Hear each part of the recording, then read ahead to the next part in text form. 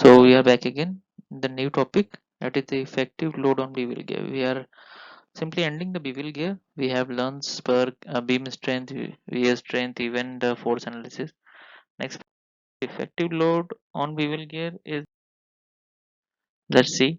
We know that the torque for finding the torque transmitted by the bevel gear is 16 10 to the power 6 kilowatt upon 2 pi np. So tangential load is 2 times mt by d. Okay.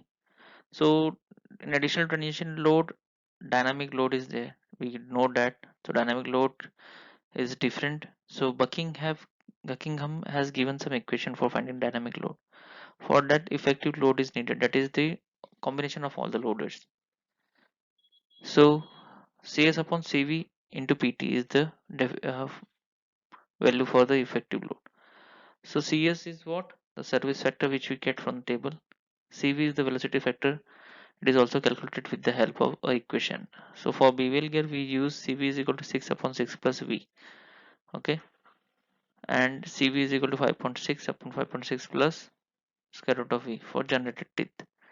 For cut teeth and for generated, these are two things. It is important. For cut teeth we use this. For generated teeth we use this. So okay. Now the early Bucking has given this equation as I told you for a dynamic load condition. Here PD is the dynamic load, V is the piston velocity, C is the deformation factor which is available in table, and it is for 1140 actually is for C.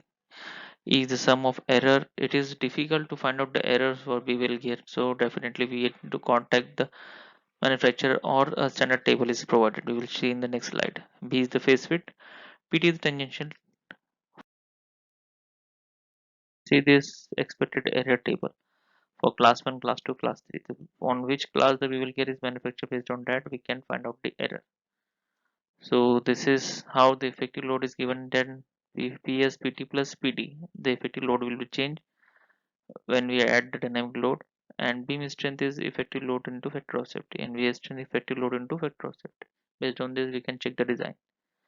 Okay, I hope you understand this part. Thank you.